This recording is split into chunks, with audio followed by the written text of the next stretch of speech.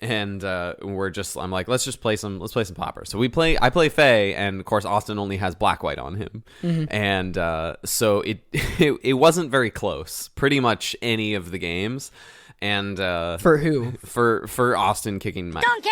It happened a lot. I got close a bunch of times, and then a Glint Hawk resolved, and I lost the game. So that tracks. Yeah. You didn't have those mutated growths like Carl had. Yeah, no, not even those. No, but no, I didn't have those.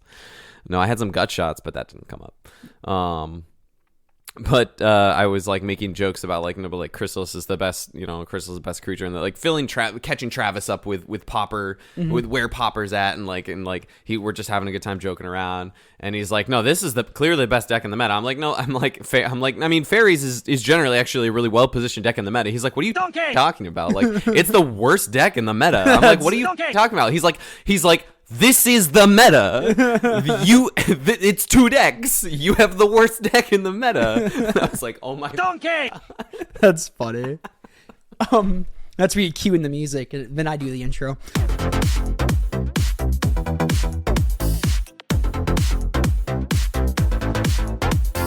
Welcome back, everybody, to another episode of the Common Ground Podcast. Your favorite podcast, we talk about your favorite format, Pauper. This is episode 50-something. We're bringing it back. 66.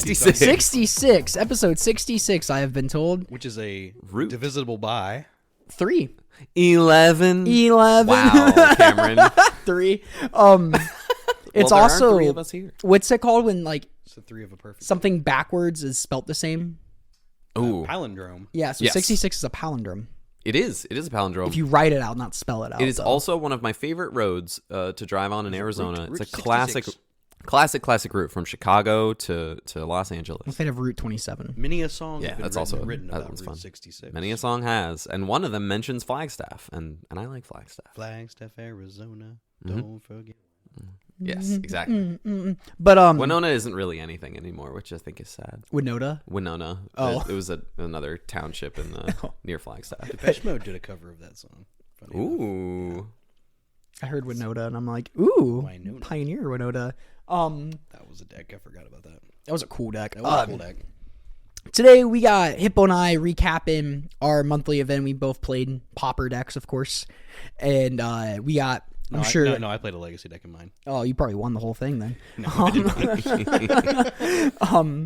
Then we got. I'm Thomas Gunn. This is James Ferrano. Oh yeah, I didn't even say who I was. That was weak. Hi, I am your co-host Cameron Schindler, joined as always by my other co-host Thomas, fresh from North Carolina, Charlotte.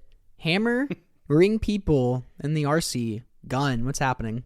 I'm happening. I do want to make an asterisk. In the 10K, I was hammering people. But Oh, I was yeah. not- You In the breached, main you event, breached. I breached. Yeah. I played Yep. good old broken breach. Prob- Unfortunately, I was not decision. broken Yeah, to match. Still the correct decision. I would. I guess. agree. Your record agree. became broken. Yes, Oh, it no. won the tournament. Yeah, yeah. Unsurprisingly. Yeah, Jesse it- Ropkin, it crazy player. absolutely crushed Turns out it. when you I love when basically she- make the deck like a thing, and then you just play it at a the high most level. broken version of it becomes into existence. Of course, you're gonna destroy crush the everyone people. else. Went from not queued for the event, flew to the event, LCQ'd into the event, and then just won the tournament. Yeah, because Insane. I haven't like seen her like posting a ton on like Twitter like when I was on Twitter more like a few months ago. I'm like I even had the thought. I'm like where like I haven't like seen her like at events or like seen her whereabouts or whatever. So like I'm glad that she just crushed this because she's awesome. Yeah. Also joined by our other co-host James, Devourer of Unsleeved Starburst, Hieronymus Hippo. It is I. You got me on these this weekend too. They're so good. They're The so unwrapped good. They're Starbursts. convenient. They are not I wrappers don't have to everywhere. unwrap everything. And then there's just trash everywhere. Exactly. Yeah. Way cleaner. Well, in one aspect.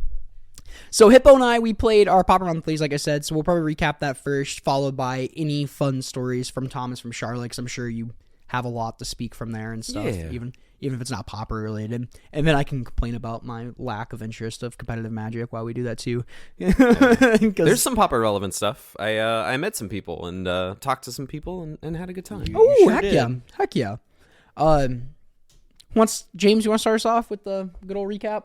All right, so for this month's locals, I decided to turn my brain off as much as I guess I really could have, and I decided to cast my very first Boggle that I've ever cast in my life. I've literally never cast a Slippery Really? Boggle. Like modern? Never cast a Slippery Boggle in my entire life. Wow. I've played against it Mhm. a lot, but I had never cast my own. How did it feel? I hated it. I'll be real honest with you. Oh God. I'm not surprised. I hated every moment of this deck. But I can see the appeal to the deck. It does like one thing, and it's like I think It's the really hardest part good about at playing doing this that deck. thing. I think the hardest part about playing this deck is to mulligan. Yeah. Do not think that was particularly close. I did mulligan a lot. Yeah. But I didn't make any significant changes. I just took like a list that I don't know, was top 8 of one of the challenges, and changed a couple sideboard cards just Sure. for our particular room of people, because I knew that Hunter would be there and I knew that Cameron would be there. So I packed cards for 2 of the better players in the room. So round 1, and it would not be a monthly locals if I did not play against Jay. Round 1 of our locals. Incredible. And then he played against Sai round 2, and he's like, "Why am I here?" He's like, I could have just done this on a random Tuesday. This could have just been done on a Tuesday. He said I paid money to do this. But I win the die roll. Jay is playing Fae. Actually, he let me select his deck. I did not know which one was which, but he's let me select his deck for the day. The options were Affinity and Fae, but he chose Fae, so I was on the play. And I got a Boggle down on 1. Played around a couple counter spells to basically resolve an Armadillo Cloak. Oh, nice. Which actually, wasn't trying to play to the Armadillo Cloak. I was actually Sure. trying to play to the Ethereal Armor first, and then I drew the Armadillo Cloak. Sure. Can't erase Like that. something that they just can't. Yeah, he's like something that they like can't he's like race. that Yeah, card. I literally yeah. cannot beat that card game 1. So yeah, But outside of counterspell, yeah. yeah, I was like, once the card's on the table, If it's there, it's there. yeah, once it hits the table, the game is over. Yeah. And then game 2, I did get to board in some good cards for the matchup. I had like 3 copies of Scattershot Archer, but I'm on the draw this time, so it's gonna be a little more difficult. And by difficult, I mean I lose the game. I put the Scattershot down, or I put it on put it down, and on his turn, he just fires off the snap on it. Puts it back in my hand. I'm like, well, what else am I gonna do? Put it right back and try to put it back into play. I hope you don't have anything. He's like, counterspell, and I'm like, oh, well, I probably just lose the game. And I like flounder for a couple turns looking for something, found nothing. So we move on to game 3, and we both mulligan, and I think I kept a 1-lander with like a Boggle, and we both like again floundered around trying to find our land drops, like Sure. both of us did. Sure. So and then One of those I was games. able to get out from underneath of that, and then get a couple auras on one dude, and that's all I need. So and I ended up taking that one. One slippery dude. One little I don't remember which one it was, but it was one that was good enough to kill him. So that matchup, was it pretty much... It's hard for fairies to counter the Boggle. Like, if you have a turn 1 Boggle, that's going to They basically can't counter a Boggle. Yeah. Like if you have the turn, like it doesn't matter whether you're turn 1 or on the draw on the play. They cannot counter that. So they just have to counter the auras. It's just a matter of like, an aura is going to probably resolve at some point. So it's just countering like the ethereal armors, the armadillo cloaks, like just like the Armadillo really Cloak is the important card one. they care about the most. Yeah. Or maybe the like a singleton copy of Lifelink. Yeah. Really, it's they need to race me, and they can't race me. Some very well. trampler, so like they can't just chump block with a Brian Burrow. Well, even if they can just like, even if you just put like some amount of things, give it lifelink, like just racing that way, Yeah. even your life total. So yeah, I think I got like 1 hit in for like, and there was even a block I think involved, but I got like a hit in for like 18 or something. Oh, jeez. And that's just enough to close the game. Like I Well, didn't 18 is, even yeah. connect. Like that wasn't even a connection Yeah. to the life total, and I still just win Yeah. because he never sit there and just chump block everything. I mean, I was thinking like if you have a lifelinker swing for like 7 or 8 against good enough, fairies, too. that's Yeah. like that's That's pretty a huge swing. Yeah, 'cause that's it just pretty gives you locked so in. much extra time. A bunch And of 1/1s. Yeah. From Jay's perspective, anoles are probably big game post. Anoles are too. good. Yeah. Obviously, Spellstar Sprite's insane here. Yeah, you have Counter a lot of spell one is very drops, two good. drops. Yeah, I have lots of 1 drops. Mm-hmm. Especially if I don't get the Boggle down on 1. Yeah. But like I said, we both kind of missed our land drops, trying to, or he had his second land. I only had my 1 land for multiple turns. We're sitting there he's not able to cast anything because if I draw anything and cast it, he just looks like that just looks so bad for him. So we're just sitting there staring at each other for multiple turns. He moves to discard multiple times. wow. So it was just kind of rough for both. Honestly, for both. Shout out Jay. That was his only loss though. That was his only loss. So he rallied back and just. Makes me feel good though. It's okay. I got absolutely destroyed next round.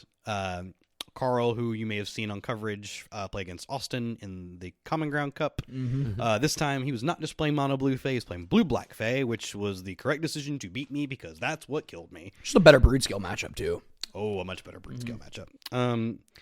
So, game one, I'm on the draw, and I got masterfully destroyed by him being able to keep everything at an X1. Like, I had a Rancor, but the Rancor doesn't do anything. Like, it doesn't protect against suffocating fumes. So I get like 3 creators. I have like a spawn token, and then like 2 dudes, and then he is available to just like find the suffocating fumes and just wrath me. So I'm like, well, I can't win the game. Yeah. And then game 2, I bring in the scatter shots again because that's kind of still the same game plan. But now the goal is to get my creatures to an X2. Which still did not matter, funny enough, because he found on curve on turn 4 the copy of Arms of Hadar, because I was able to get like a +1 on a Boggle. That didn't matter, right? And so that happened. Then he's like Augur of Bolus, find a Suffocating Fumes, and then a second Augur of Bolus and find another Suffocating Fumes. I'm like that's good enough for me. I can beat that. So that was that. Round 3, I played against Adrian, one of the friends from the Alabama folks. Yep. From St. Louis. Yep, they're from St. Louis, though. Yep. But shout out to Adrian for that, though, for driving to St. Louis to Huntsville and then to up to Nashville to play our monthly. Wild. Yep, awesome. And they always mentioned before, they always make a weekend out of it, too. So yeah, they all that crew has a good time. Again, they always get like an Airbnb, and they want to get on some cube next time. That'd be a blast. Yeah, it was like absolutely. We will make our best efforts to do such. Plan ahead. But anyways, that group of folks, they all decided to do a deck swap, like kind of like we did. Nice. And Adrian got handed Mardu Tortex. They look It's so this pissed. deck. Is this Will's deck? This was Will's deck. Yes, this deck is so sick. Not a His whole. deck has Bartered Cow in it. It's amazing. It does. It's so Not sick. a whole lot to be said here. There's not a ton that can. There's not much interaction. Sure, going on. yeah. This is not this deck doesn't quite interact with. Yeah, it doesn't have Boggles, green really. for Sport Frog. Obviously. Well, it's okay because they have another card that beats the piss out of me. I'll get there. Game 1, I went Burr and killed very quickly, like on turn 3 or turn 4. Wow. Game 2, I had like a double relic hand. So I was like, well, that's probably pretty good. And just like there's cat combo and stuff going on, so this kind of stops some of that from occurring. There's also like Faithless Lootings and stuff too. So, but I just wasn't able to keep up with the aggression going on at the same time. And who knew? But a Curse Marauder is really, really good. Oh gosh, That card is really sick. Who knew that Yeah. card's very good against me? I really and so I like just that like card. stone cold because I didn't realize it also says non-token. Yeah, creature. non-token. So this I was like, doesn't I was like, protect. oh, I'll just be able to sack my Malevolent Rumble token. Nope. No. No. Does not how that works. And then game 3, I got them to 1, and then that was it. And that was the lowest their life total got. And I couldn't cross the finish line for the 1 more point. Ooh. Stabilized at 1, came back, a Curse Marauder me to death. That was that. And then round 4, we played against one of our locals, Holden. I was playing Brood Scale, the like Jund version with just Chrysalis. and her brood skill deck is sick. Yeah, it's all white bordered. Yes, It's very cool. Yeah. Yes, It's very sick. yes. Yeah, it's very sick. White bordered chrysalises are hot. Yes. Like it lit a fire in my stomach. Is PG words. Yes. I could see how It was cool. very interested in your eyes you were at some chrysalises and stuff outs Yeah, being white bordered. they're funny. So we played. There were lots of mulligans between the two of us. I think I mulliganed to like 4 game 1. Anyways, I get like duressed, like an enchantment gets taken. It doesn't really matter. I find what I need before they find what they need. And then game 2, backwards, we still mulliganed into oblivion. I think it's the both of us, but assembled the brood scale combo, but I was able to like block for a couple turns because there was no like way to finish the game. So I was like, oh, maybe I can get like, I don't know, something can go on here. There was actually an opportunity. Actually, if I had drawn like one card differently, I had lethal even through the combo. Like there was like attacks that were made and I would have had enough to trample over for a like I think I was 2 points shy of lethal. I think that's what it was. I think I was able to attack for like 13. They were at 15, I think. Something like that. And then game 3, we both get into just like the dirt. And I kept a hand that was very good. It had a turn 2 standard bearer, and then I was instantly able to, like the following turn, able to put it above an X3, and turns out they have no way to kill that card, period, at an X3. Standard bearer? Besides Snuff Out? Once I make it bigger. At an X3, that card, they had no way to kill it. Snuff out? What about Snuff Out? Didn't have them. Oh, okay. gotcha. Whew. So, yeah. Well, then that's a rough beat. Yeah, I yeah. was like, yeah, once it's an X3, because they showed me their hand, it was double Drown Sorrow, Ooh. which on the following turn would have Right. been very good. Yeah. But I was able to do just at X3. Yep. It's unbeatable. Yep. You can't combo. Eventually, I'll find something to kill You you. need 3 Drowned Sorrows. If you can get to 9 mana before I've killed you, I've done something wrong. Yeah. I've done something very, very wrong. And then round 5, I played against our good friend and a friend of the pod and alum of the pod, Silly Centilli, Mr. Matthew Centillis. Is this a win-in? This was I believe a win and in for both, or for either of us. Yes. So yeah, we're both 2-2. So this does put us in. These were actually some interesting. Well, they were a little more interesting games. Other than there's no way to kill my card game 1. Just literally 0 way. Just raced game 1, game 2. This was the fun one because there were I actually had to do a little bit of finagling around to not lose to a Quark Clan Shaman on the board with just a Boggle. I found my Freewind Falcon. I think that's the card. Yeah. Yep. Yeah, I found my red copy one. of Freewind Falcon that he has no way to kill Yeah. because he took out all of his cast downs. Ooh. He has 0 ways to kill this card. Damn. And it has flying for Card Clan Shaman. It does have flying for Quark Clan Shaman. Also, it's That's per red. It also is per red. I was like, it was Scintilla's proof. It was great. Oh, I have a funny Scintilla story too. Can't wait. But the point was was getting my Boggle that was already equipped with something big enough so that it would have to have traded, or he would have had to have also killed his own Mirror Enforcers to do such. Sure. Like I tried to play in a way that would have had to have happened, and I had to take a few hits like to get my kind of life total kind of low or lower than I would have liked. So it kind of put me in fear of like Galv Blast a little bit, but then I was like, strap this Armadillo Cloak onto this bird and you cannot win. That's And pretty he's just impressive. looked at it and he's like, I just cannot beat this Yeah. bird. Like, yeah. And then I just like strapped to Ancestral Mask on it. I'm like, all right, that's it. So yeah, that put me good enough for 8th seed. Stuck into 8th place. And- 3-2. Let's go. It's kind of fun. We both play decks that take a portion of the meta and just say, I do not care about your game plan. Because I play Black-Green Fog.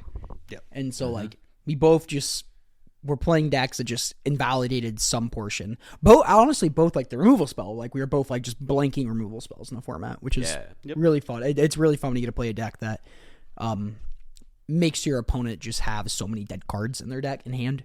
It's funny. I don't know. Would I play this deck again? No. Not unless there was like, Why's that? this is just not the deck for me. This is not the style of play that I like. I bought the cards and I wanted to play them. Mm-hmm. And this was like a good month for that. You're going out of your comfort zone. I was like, whatever. Yeah. So you gotta give it a try. So I was like, yeah, let's give it a try. Whatever. I'm not losing a whole ton. Was it the? I was like, if I do poorly, it's like it's a deck I'm not like. It's not a deck. It's my wheelhouse to play. Was it the all-in aspect of it?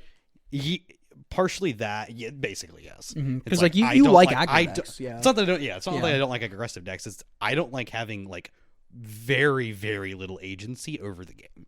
Yeah. Yes, obviously we joked that, And it's a pretty threat light aggro deck, yeah, too, it's like which is like scary. we joked. It's like, well, you have agency over your opponent's life. Yeah, So your it's like, agency's putting them to 0. well, yes, it's like that is a little bit, but it's like I have no control over basically anything else that's happening. Yeah, and there's that feels like specifically how I like to play Pauper. That feels really bad. aside from like playing around like counter spells and like holding a boggle, for, but that's like, not me having agency over wrath, what's yeah, happening inside yeah. the game. Yeah, like I exactly. have no way to stop what's going on. Like that feels terrible Yeah, for the most exactly. part. Yeah. Like for the most part, I have no way to stop anything that's happening. So yeah, I probably wouldn't play this again unless there was a very specific like meta call or something, that I yeah. thought it would be a good time. And yeah, but other than that, like I say, I understand why people like this deck. It was just not for me. It was my first modern deck. Same here. Yeah. Yeah. I still, all these years later, in any format I get the opportunity, I play a cheap dude and I put stuff on him. I think I would have rather all I played. do. I think I would have rather played Infect. Basically the same thing, yeah. Yeah, Mm. like I enjoy that style of play a little bit more. Sure. It gives me more to think about. Yeah, because there's a little bit more back and forth with. Yes. In fact, there's some push and pull versus. Yeah. Versus you are... you can't interact with this period. Yeah. Right, yeah. You are opening up a world where you get to interact with you instead of just having your opponent not interact with you at all, you get to interact with their interaction. Correct. But You those have- cards also and- can just kill your opponent. And also in some of the cards you get to play like cards like Vines of the Vast Swing, Exactly, stuff like that yeah. have ways to do things other than Little niche things that come up, and Yes. that way you're covered on random matchups. It's probably not as good, but like I get No, what no, you're no, saying, no. yeah. Right. But that's a deck like that is a deck like where you guys that was your modern deck. I played Infect in modern Right. at the time, Got you. around the same time. Yeah. which was great in that matchup, by the way. Yeah, it was pretty good. It was pretty good. Your clock was faster, and you gave no about life. I was like, point. nice life total you got there. Yeah. I don't. Yeah. You're at 47. Cool. You're at 10 poison counters that you Yeah, had. I did 10 uni lost. I played, as I mentioned, Black Green Fog. I don't know what my fascination with this deck has been, but I just You're thought, into Well, it. you started telling people to play it for the Common Ground Cup. yeah, because I think the deck's sick. I also And- think it's sick. I I just had a good time playing it. do not know why. Again, like just the play pattern of, I loved like hard control in other formats and stuff, and this is like I love This is a the hard Nexus control. of This is Fate a- deck. this is This is like that style of like I'm gonna loop my 5 mana to fairy until my deck runs This out is- and you yes. eventually just Well, can't this play is- Magic anymore type of deck for this format. Bear- This is a Nexus of Fate. This is Yeah. literally this Yeah. is Nexus of Fate. Bare minimum win condition decks I love, and like when you can get points off your opponents not knowing when to concede, I love that too. I don't know why, but You're a monster. yeah, I guess. But I'm mean- just a psychopath that likes this kind of thing. I enjoyed my time with the deck too. I have a whole lot more. Again, you have agency over what's going on. I love Fog. Yeah, I want to play more of it, honestly. it's sick. It's really fun. And you get to that point in games where it's like, this is locked up. Like, I won. Like, this game might go, like, 15 more turns, but I'm not losing it. That's for sure. Right. You know, like, I was watching Spencer play a game once when he was fogging, and his opponent, like, swung in for, like, 20-something with Kadoltha, and he fights over this Flaring Pain, and they just, like, flash it back or whatever, and he's like, I'll take 22, and I kind of like audibly like, and then he like looked at his life pad, and he's at like 70 something. It was so funny, and I was cracking up. So that was good stuff. But round 1, I played against friend of the pod, alum of the pod, Silly Centilli. go. I won 1-0. So we ended up going to time game 2. So game 1. He kind of starts pressuring me pretty quick with refurbs, which is really awkward for Fog. Because Yeah. a couple of them, like, I was able to, like, discard a spare land drop, a spare moments piece, and then I didn't, like, have something to Deadly Dispute right away. So it was, like, awkward trying to, like, I was just looking for something I could sack to a Deadly Dispute just to get a number of cards back in my hand. That can be, like, the one way you beat this deck is you counter the Deadly Disputes, or if they just run out of those draw effects, it gets really, really awkward. So it's pressuring me quite a bit after that. At some point, he has, like, I Crypt Rats I wiped the board of Mirror Enforcers and Cart Clan Shamans and Nice. Refurbish Familiars. Sweep it up. Yep, sweep everything up. And I think I put myself to around like 13, and he untaps and plays the Munitions. And I'm like, oh god, how much mana does he have left after that? And he had like 9 or 10 mana after that. So I'm like, I'm dead to I can't quite remember. I think I was dead to Galv Blast or Devil Galv Blast. So I was like a little worried there. But he ends up like passing the turn, and next turn, like I think we both like passed and nothing, and then like the following turn I was able to like double Deadly Dispute, play Olympus, and find a Weather Storm, and I'm like, okay, cool. Phew. You know, like Nice. so But it was like kind of close. If he yeah, had very specific close. pieces, Like yeah. the Furbies really put like the pressure on really early there. Yeah. And because like you don't want to fog for like when they're swinging for 6, but you can't take 6 damage that many times. No, You know, especially after it's already made you discard a card. yeah. And they're playing Gal Blast, so it's like you can't take 6 that often. So it's like you have to deal with those like somehow. Game 2.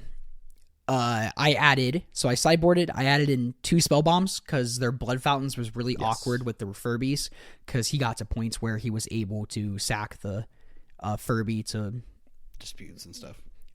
dispute or munitions Gain and then life just or munitions, yeah. and just buy it back with the blood fountains.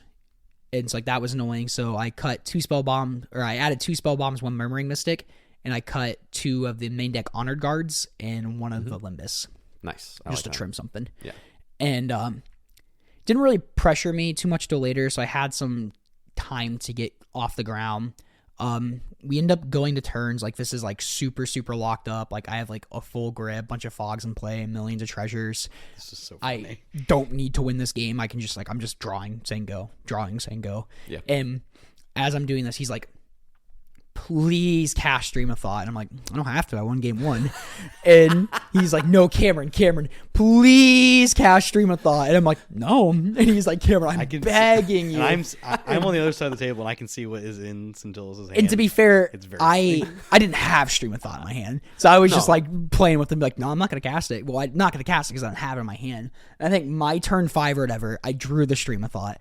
And he's like still begging me to cast it. And I'm just like, I have a million treasures in play. I'm like, Stream of Thought you, and I'm sitting there like counting my mana, and he's like, 5 Pyroblast. He just has like His hand was literally 4 Pyroblast, one Red Elemental. Or backwards. His entire hand, yeah, something like that. And I'm just like, I didn't even say like when I was replicating, he's like, yeah, you won. It was He just wanted to put them on the stack. Oh my yeah, god. I'm like, why That's did you funny. bring those in? He's like, nothing else was useful in my deck. And I'm like, that's fair, I guess. He's like, maybe if you like overextended and like tried to like Stream of Thought me for Xaxes, I could like get you there. And I'm just like, That's not unreasonable. yeah, it was just really If funny. nothing else works, that's so funny. Just Pretty on good. the table. But Here like, they all he was are. like pleading, like, It was- please, cast Stream of Thought. Which, I'm glad that was funny. So good moment there. Round 2, I am paired against friend of the pod, Anna's playing Gruul Ponza. She looks at me. She said, Ponza? or Gruul Monsters, kind of like that Teasdale. yeah, the Teasdale list. list. Yeah. Mhm. And she looks at me and she's like, I concede. Yep. So she's like, Just no way to beat that. she's Actually. like, do you want to go get boba? And I'm like, can we go get tacos? I haven't eaten yet. And she's like, yeah. And so we go grab Nice. tacos. I get a chance to look around, see what everybody else is playing. Quite a bit of Fae in the room. There's someone's playing Hunter's playing Two-Land Spy. Two-Land Spy. Two land spot. Someone's playing Poison Storm. Someone's playing Yep. Altertron. Let's go. And like I said, the Fae, I'm like, what a terrible room for Black Green Fog. Like, I don't want to play against other combo decks. You know, Holden's playing the Brood Scale Scale stuff. deck. So Yep. like a bad room for Fog. Like, luckily I just kind of like dodge most of the bad matchups, which is good. So round 2, Anna just concedes me there. That's funny. She's like, Home- I know homie how scooped. this goes. She just homie scooped you. Yeah, she love homie my scooped. Pauper She locals. did before the round started. She goes, if I get paired into Cameron, I'm just going to concede. You said the same thing, too. In the Swiss, I would have, yes. Yeah. I just wouldn't. I would have rather have saved my time and gone and taken a nap. So did not go to time round 2. No. So Good for you, Cameron. round 3, I put against Hunter. And Nice. This was a weird match. Biz, we played a very strange game of Yu-Gi-Oh. Whatever game we were playing did not feel like Magic the Gathering.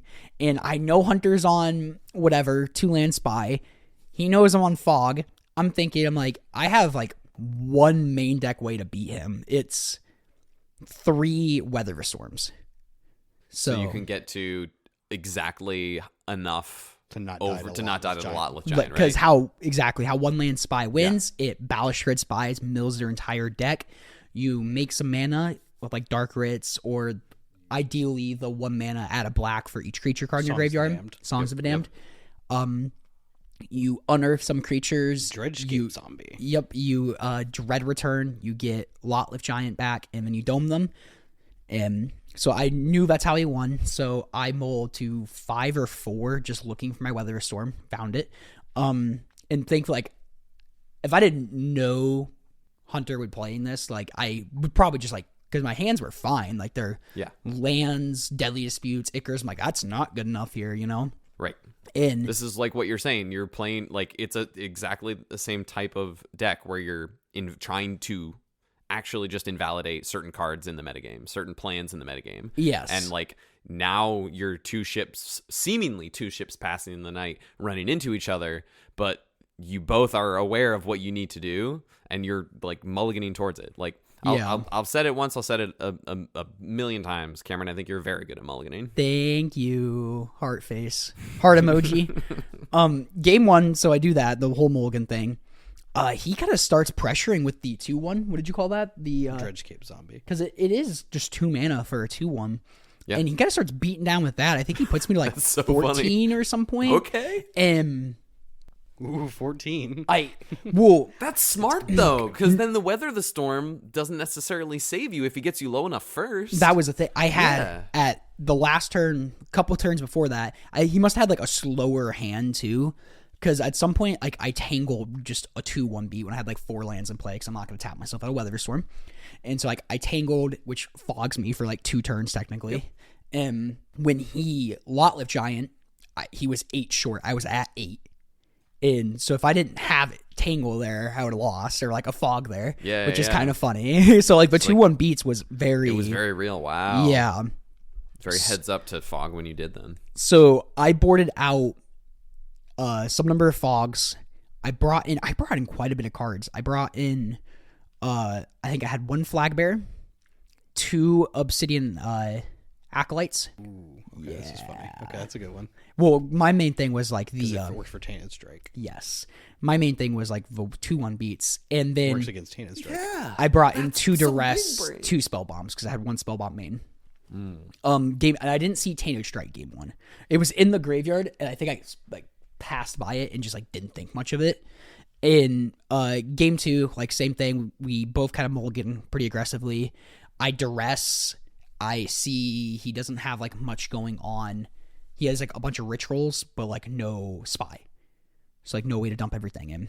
And the turn after Duressed him, I could have played a Obsidian Acolyte, but I was like so bent in my head of not tapping out a Weather Storm. Yeah.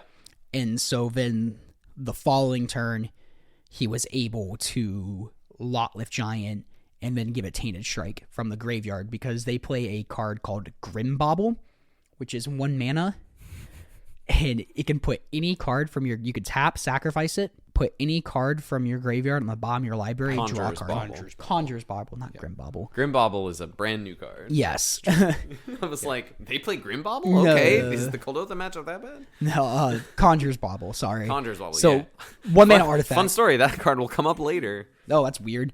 1 mana artifact, they can target card in their graveyard, put on the bottom of their library, and draw a card. So once you spy your whole deck into your graveyard, it is Demonic Tutor. It's just instant speed Demonic Tutor, which is really, really, really cool.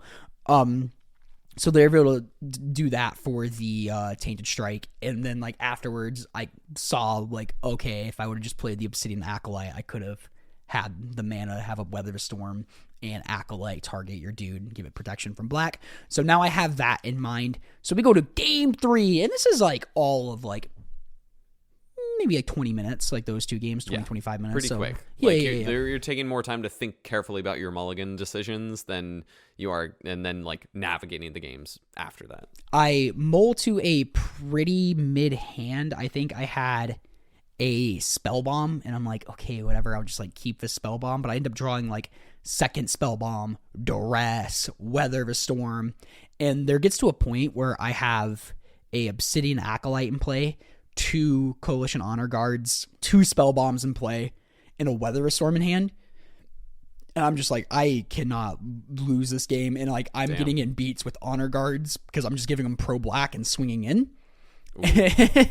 From like, he had like the 2-1 blockers or whatever. I'm like, whatever, I'll just keep going. And I get him to where he's dead next turn. So that is his turn to combo off. And that deck plays a really interesting card in the form of Rust.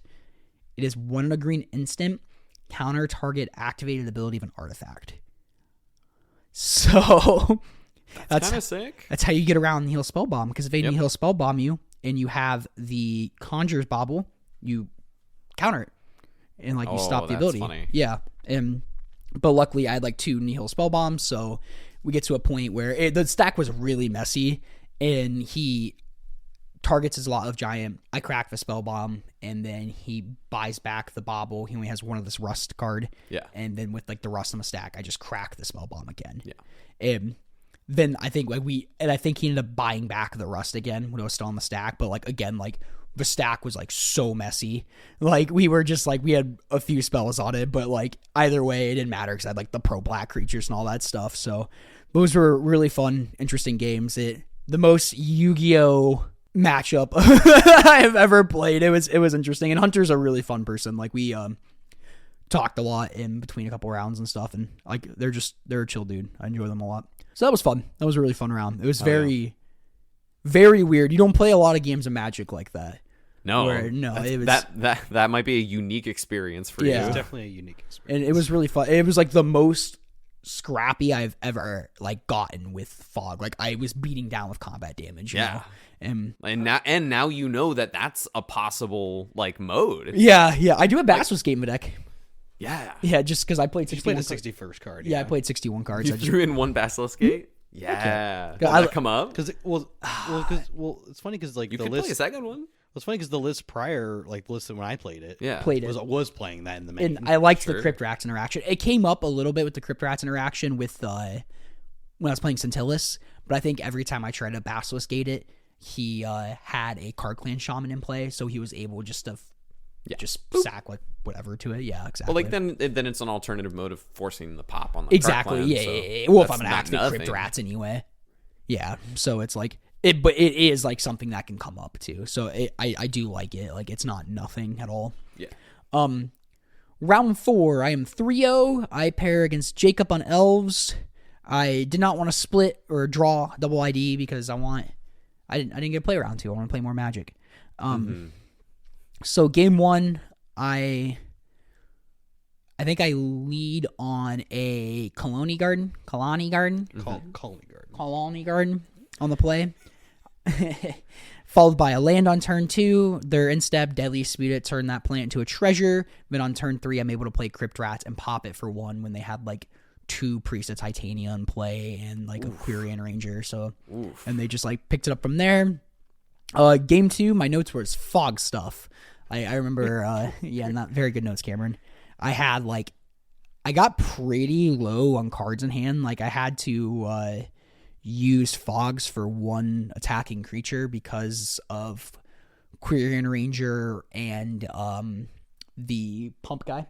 Timberwatch Elf. So I always had to like Fog even if they had like 1 creature in play, and then like the Tangle weren't like 2 Fogs built into 1 because of Quirion Ranger. Exactly. So, but a timely Crypt Rats got me there, and they scooped it up. They were just like, yeah, whatever. And I'm like, makes sense. But they were still able to draw in next round stuff, so all good.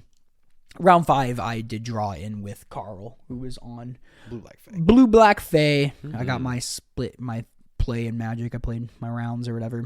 4-0, draw in, split top 8, because Hippo I didn't want to send Hippo home with 5 packs. That's what my notes said. At least I was one of the people in the room that like packed cards for you. Yeah, that's fair. Hey, I had my Serene's Heart. Okay. Cool. I love this deck. It was really fun. I don't know if I'm going to play it for team trios. Probably not, because I have talked to a lot of people who are going to team trios, and spoiler alert, if you're going to team trios too, a lot of people will be playing Brood Scale. Hate. A lot of Brood Scale. So myself included. Yeah, probably me too. I was I really enjoyed the mana base on this deck because the fog stuff, I kind of did your primary black-green, and then you have one blue card in the main deck for Stream of Thought, and you cast that with your treasures off Heap Gate, and that's how you theoretically win the game, is you just have a buttload of treasures, you replicate Stream of Thought. I kind of mentioned that in game 1. That's like your 1-win condition. It's not like blue-green fog where they play 4 Stream of Thoughts, and they're like, okay, I'll replicate it 3 times here or 2 times here and mill you for 12, and then I have 3 more copies of the deck and I'll keep doing that or whatever. This one you kind of do it in one shot. They usually trim down now. It's Do only they? like 2 copies. And yeah. this one I only pick you off a little bit if I have a campfire in play, because then I can campfire it and shuffle it back in. So, and usually, again, this is a huge tangent, you don't, like, against Antilles, he did a lot of the milling himself. Like, he was deadly disputing every turn looking for stuff. So, like, I think what I did kill him game 1, I only had to, like, mill him for 16 or whatever. Or, like, I think he scooped it up. That's very real in this format. Yeah. Yeah, because there's so much card draw. Yeah, exactly. So, the mana base. So, I kind of had black, if it was black-green land, like, if you only play Heap and Black Dragon Gate, or Manor Gate is the other one. Sure. If it was naming one of the other primary colors, I kept it in front, and since you only play 2 creatures in Honor Guard, if I name blue sometimes, if I had enough black and green lands, I just put it where I normally put my creatures, and then I could keep track of what, and then like post-board games, white, I would kind of like put it up and to the left if I named white with it. So that was a good way, so I'm not putting pieces of paper in my sleeves and crap. I usually just put dice on it or whatever of the color. That's too many dice for me. Also, deck was completely foiled out because well, kind of. I had inner sleeves. I was on like TikTok at like 3 a.m. one day, and I got an ad for like the sparkly inner sleeves, and I'm like, oh yeah, we're buying these. And it was like $4 or whatever, and they're pretty awful. I like them. Yeah, like they're very very gaudy. And like I think I was playing like Jacob. Jacob's like I couldn't even tell what card. He's like, dude, my eyes. And I'm like, it's just funny. The aesthetic of like Fog's already like an annoying deck, and then you just have like this glittery foil Fog deck is really funny. So I enjoyed that. One issue I had with not this deck, but Jund Brood Scale, especially like the versions that have come post Cleansing Wildfire. Mm-hmm. Red is such a light splash. A lot of the times you're playing 1 mountain and you're playing the 4 copies of the fetch land from MH3. Yep. And every once in a while you've seen someone play like a Manor Gate or something random like that. I've lost, and you do produce red mana through Deadly Dispute and Shambling Ghast. Sure. But it doesn't always come up. I have like lost like pickup games and stuff where it's just like, cool, could not play Writhing Chrysalis. Yeah, I had a thought of like, why not just play like the gates in that? Like you just play 4 and 4. I have seen people do that. But then you can splash white for the mirror for Coalition Honor Guard, and or like you could play Obsidian Acolyte. Obsidian like, Acolyte too. Yeah, there's a lot of good That's white creatures that are effective in the mirror. Yeah. So like you could not even play the Citadel Gate, which is Citadel was red. I can't remember the white. Citadel's a white one. Oh, okay, Citadel was right. You can play. You don't even have to play Citadel Gate. You can just play like 4 Black Dragon, 4 Manor Gates, the black green ones, and you can post board just bring in Obsidian Acolytes, and then they're not going to bring in Breath Weapons against you. Like I don't think you should in the mirror. If you're a Brood Scale deck, no, I don't think so. In the mirror, and like I guess I can see like you can kill the Brood Scale for the activate. I'm gonna say I don't. No, think it's you like still do that. snuff Yeah. out. Like you just it's mostly snuff outs in terms of the interaction. I think in the mirror. So like if you have a sideboard of like 3 Obsidian, 1 Coalition Honor Guard, like that's pretty lights out in the mirror. So I might be doing that for team trios. That sounds sick. Yeah, that sounds really sick. I was like talking to my teammates like Ananori, and let me pour up. While you're pulling that up, like I think even if you were even able to sneak in like a Basilisk Gate, like that's not unreasonable when you just have like random spawn tokens. If you play like still play like a Colony Garden, you have Shambling Ghast if you want. Like I don't know if that needs to change with adding more like sorts of like tap lands as opposed to just having so many swamps. I was fixing to say my only worry about that is that you're basically a turn slower at that rate. You do play tap lands though, regardless. Yeah, but Yeah. they're fewer copy. Like there are fewer copies of them because you're playing fewer copies of them. Yeah. Because you're not playing a full set of Colony Gardens. You're not playing. Well, you do play the full set of the Twisteds, but the Twisted can come in untap and tap for a mana. That is true. So that's that is like true. that is a huge a huge thing. And say that not like having your lands come in untapped when you're playing like this pretty like mana hungry combo deck that wants to like be consistent on turn, with 4 or 5. Maybe you went for like 6 gates, Yeah. There's lots of room here. And I think that it's a cool thought though. Like trying to figure out how to make the white splash happen at all, I think is a really, really good mole or rabbit hole. so I text the idea to my team, and they're Anna's like, because your mana will be dog. And I'm like, I don't think that's true though, because I think your mana gets just significantly better. Because like post board, like main board / post board, I'm like 4 colors with like the black green fog deck, and at no point was I I didn't. Well, stressed. actually, when I played, never stressed on mana. I mean, I only played it. I didn't have a white splash or whatever, but I never found just the one. Besides, like, thought. unless I'm missing land drops, it's like I'm not mana screwed. The only like sketchy game I had was game 2 against Jacob on Elves, where the only gate I had was Heap Gate, and I could not find another copy of a gate to like make treasures. And like that's why it was like so close, because I wasn't like, I didn't have a ton of mana. Like the turns I wasn't making a treasure every turn. I was just like, fog, okay, my turn. Fog, okay, my turn. Like I wasn't making a treasure. And like, okay, this is sketchy if I'm not. Because then like it got to a point where it's like, I think I fogged and I couldn't flashback Eviscerator's Insight. And it's like, okay, if it's Heap Gate, man, if I just had the treasure from that. And it was just like, that was a little awkward. But like, I feel like the mana, if you do this white splash with gates and Broodskill, does get better. And the old version used to play a bunch of bridges for tap lands, but again, you had Wildfire to kind of. I've also seen some versions that do play like the tap land, like the gates package, just as a dual land. No like real reason other than.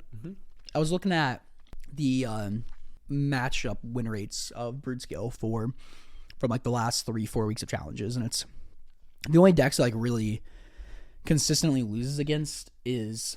It's weird. Sometimes mono blue, sometimes it'll like 4-0 against it in the weekend, and sometimes it'll 0-4 against the weekend. So it's like mono blue Fae.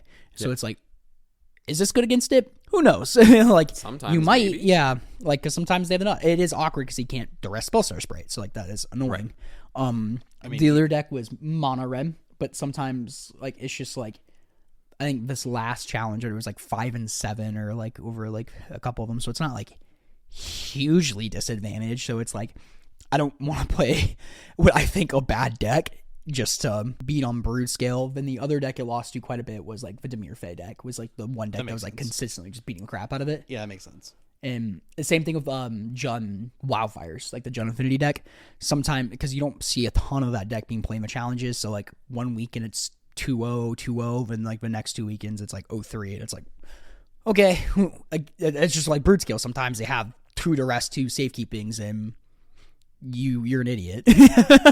you thought you're safe with 3 removal spells. Not even, dude. Even though 2 of them are 3, not good enough. 2 duress. It's funny you mentioned Wildfire's Walker 735 top forward this weekend, and shared on Twitter that they lost the semifinals to Fog because they misplayed by playing game 1 at all. Oh, they should have just went the post Should board. have just gone because of the clock on Magic Online. Yeah. They were like, the misplay was playing any of game 1. I was like, whoa. Interesting. Like, sure, yeah. Like they just think you just know you have no shot game 1. It's like, what's the point? So what's the point? Let's go to sideboard games. What do they bring in sideboard? It was funny because I guess there's I didn't look at the board. It's funny because I guess there's an argument that you actually could still play game 1 because there's the opportunity that you just have like an insane start with like a couple refurbished familiars and just strip their hand to nothing. Sure. And then that's a good way to do it. But other than if it's not that, then yeah, you're losing. Yeah. Your deck's already massively slow as it is. And jumping around a little bit again, like back on like the black green fog thing, like it's very, I don't play Moto. I would never play the stacking Moto if I did though, because you can't win by winning game 1. That's not a thing on Moto. Nope. Like the clock is very different on Moto. So like you each have a chess clock, and if yours runs out, you lose the match. Is that correct? Yep. Okay. Yep. So like again, throwing it back to my game 1 of Silly Centilli, I won game 1. So game 2, like for the last 10, 15, 20 minutes of game 2, I'm taking like barely any game actions. I do not care. Like I think this game's locked up. I just need to hang out. Okay, this is where you would just go draw F6 go. But because I won game 1, yeah. But that's what I'm saying. It's like you both have taken time In your yes, clock. Your yes. clock's game 1. Yes. But you've won. And now you're in game 2, and you've kind of quote locked up the game. But that's where you just start hitting F6. I guess the difference is with like game 1, I can take a little bit longer. Yeah, I mean because they're making more decisions than you are. Yes, with like that's a shared clock and paper versus like if I take longer in game 1 to think about my actions, if I end up at 21 minutes and they're at 23 minutes, I could lose because of that. Yeah, you could. Versus like paper, that doesn't exist. That thing. And it doesn't stop people from winning challenges with Fog. Like No. challenge Like it happens. Was it a happens. Fog winner. But I think also I would like to think that some of that is also like people like scooping when they notice that when they they know they're dead. More of that like competitive acknowledgement of like respect of like, you got me. I'm gonna concede. Let's go on. That the clock doesn't come up quite as much among like the top grinders, I imagine. But like it is similar where for you the amount of thought you want to take on your turns, it would not make sense for you to play on Moto. Yeah. And I think I played very, very reasonable. Like Hunter. I think Hunter and I went to turns. Jacob and I didn't go to turns. Anna and I didn't go to turns. Shocker. No, like you said, you just against Scintillus in the final game that was game 2 because you were up 1-0. You just kept like drop go. Like you were very quick. Like if I was a judge and watching this, I would not have thought even close to call you for slow play. No, I don't think I had like any turns that really took over 2 minutes really. But I really enjoyed the deck. Kind of remind me of when I was like playing the Esper control in War of Spark standard, where you like had the Teferi lock, like we were saying earlier. And I remember like one person when I was playing that deck was like, "I'm gonna make you play it out," and it's like I have a Teferi emblem, they have no lands. I'm like, okay. I like this. This is fun for me. They did not make me play it out. They got bored, and it's like, like none of that. Sadly, unfortunately, no like salty, no like super saltiness from this weekend, which is okay because most of the time it's like a lot of people I see, so it's like I don't want like salt from somebody I know. I'm cool if a stranger salting off of me. I think Pauper. that's funny. Yeah, but Pauper. It's not an RCQ. It's Pauper. Yeah. Which all good. Side note, you can feel free to cut this out. I don't really care. Maybe I'll keep it in. Or what? Hold Side it to myself. Yeah. After my round 3, me and Hunter, we just finished on clock because like he went into like the tank the last turn because there was like 5 minutes left, like 5, 6, 7 minutes left, and like he took all that time on his last turn because he even said like this is it. This is my last turn to win. So like. Because I have lethal next turn, obviously. So it's like, whatever, take 30 minutes if you need to. Yeah. And you will finish the game within the 5 turns. Like, you're fine. So, take your exactly. So, like, he goes in the tank. We finish up the game. And Derek's like, Derek's there. Shout Derek. Love Derek. Derek's like, hey, we go report. And I'm like, I'm de-cyborging. Where you go? Tell them up front. And he's like, I did. They said one of you have to report. And we're like, when was that ever been a thing? Okay. And it's like, I get done de-cyborging and I guess they reported it or whatever. Like they did just type it in, and I'm like, hey, can I go use the restroom real quick before the next round starts? And they're like, the next round already started. And I'm like, oh, sorry. Like I just finished up. I'm like, do you care if like I get an extension, like go use the restroom real quick? Cause I gotta go to the bathroom. I'm like, why didn't you go to the bathroom before? I'm like, cause I just finished up. I'm like, why can't I just go to the bathroom? That was weird. I love the employee that was working too, which is weird because I never have like problems with them or anything. I'm just like, I just want to go pee, So that was weird. I don't know. I have something post show for you. Okay. A rebuttal of sorts? Not to No. that. Not to that, but something later. I guess like to this person's credit, they're just trying to get like the tournament moving, I guess. But like, I just wanted to go pee. If you gotta go, you gotta go. Yep. So that was humans have bodily functions. Who knew? But that was the games I was playing with Jacob, and Jacob didn't seem super interested in playing against Fog after Cryptorats resolved against Elves. So like, shocker. Because I don't think we got a time extension. So me peeing 8 into our clock, unfortunately. So there's that. Fun times. I really enjoyed the deck. I didn't play against Brood Scale, and like, so that's good. I think Holden's the only Brood. Yeah, I think Holden was the only Brood Scale player, which is surprising. I think so. Because there was one red player. Who was that? I think it was Ian. Oh, Ian was the only red player. Yeah, they love that stuff. and then Alden's the only brood scale player. That was weird. It was a weird room. Going to be very different in versus Common Ground Cup Yes. or trios. Well, yes, that too. Yeah. Who knows? Brood scale might not even be legal by the time Common Ground 2.0 Yeah, who knows? Cup comes around. Yeah, who knows? It's entirely possible. Thomas. Hello. I want to look up and shout out the top 8 real quick. Would Yes, thank you, Mark. Once again. would play for again. For your Black Green Fog. write up. In first place, Cameron Schindler on Black Green Fog. In second place, Carl Schroeder on Blue Black Fairies. In third, everyone third through 6 is all 3 1-1. I hate to stop you real quick. How many players do we have? 22? 23? It says 22 players. Okay. Yeah, 5 rounds, cut to top 8. Okay, cool. And a top 8 split of 13 boosters apiece. Third is Jacob Franz. Third through 6 is all 3 1-1. Jacob Franz on Elves. Hunter Bish on 2 Land Spy. Ryan Adams. What did Ryan play? Ryan played blue black like Fey control, like the more controlling version with like Nice. Modern Age and Snacker. Snackers. Yep. Yes. Nice. Sick. Awesome. Yeah, I know that we had suggested that deck to him in Discord. Did he enjoy it? I mean, he didn't did get well to- with it. I didn't get to talk to Yeah. him very much, but it seemed like he did. Yeah, sweet, awesome. Ryan's Congrats, good people. Yeah, Yeah, Ryan Ryan's is very Ryan's good great. I got to play with his Mox Opals this weekend. Thank He you, was, Ryan. he was Thank you, asking how Ryan. you were doing. Yes. Oh, that's very nice. And sixth place, also 3-1-1, Mr. J. Taubman playing. Remind me what he played. He played Blue Fae. Fae. He played Mono Blue Fae. Yes. And then Anna and James also snuck in at 3-2. Anna playing Gruul and James playing Bogles. Sick. Fun room. Lots of fun times. And very happy to be poppering back-to-back weekends. Yeah, And then we got a cube afterwards, which was really fun. got you Pauper Cube specifically. Yeah, we did Pauper Cube after. And then the night before, we got to Peasant Cube, ran back Peasant Cube, didn't make any changes post-Roto. And I had a good time. I had fun. Good. I know, I had a weird pile, and I was surprised I made it to the trophy match versus Mr. Sillard. Mr. Sillard, Scintillard. Mr. Sillard and Tillard. I don't even remember what my Peasant Cube draft was. I was in a You brief. drafted green-white Gates. Yeah. It was sick. Yeah, it was like green-white. I thought it was the third color. No, I was Sans Red. So I had... Oh, you were just like base green-white. Yeah, I had one blue card in Treasure Cruise.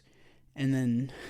Because it's a fine blue card to splash for. It's a very good blue card to splash. And like some random black I've removal. splashed Treasure Cruise in your Peasant Cube before. Yes. Card's good.